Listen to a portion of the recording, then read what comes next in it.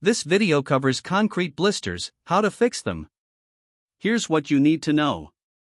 Beginning with concrete blisters, how to fix them. Quick answer: for best results, prepare the surface properly, use quality materials, and allow adequate cure time. Most DIY concrete projects are achievable with proper planning.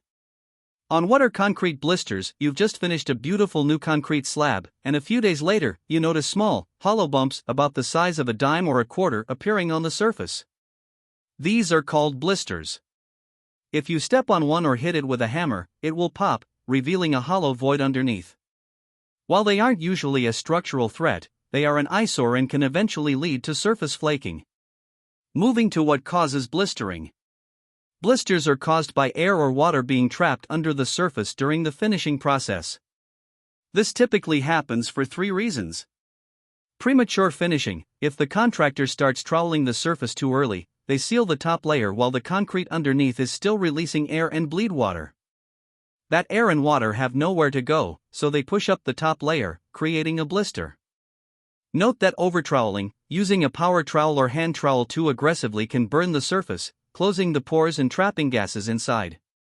High air content: if the concrete mix has too much entrained air and is then finished with a heavy trowel, blisters are nearly certain. Next, how to fix concrete blisters. If you only have a few blisters, you can fix them individually. If the entire slab is covered, you'll need a different approach. Regarding method 1, the pop and fill, small scale: pop the blister, use a screwdriver or small hammer to break the thin skin of the blister. Clean the void, use a wire brush or compressed air to remove all dust and loose fragments.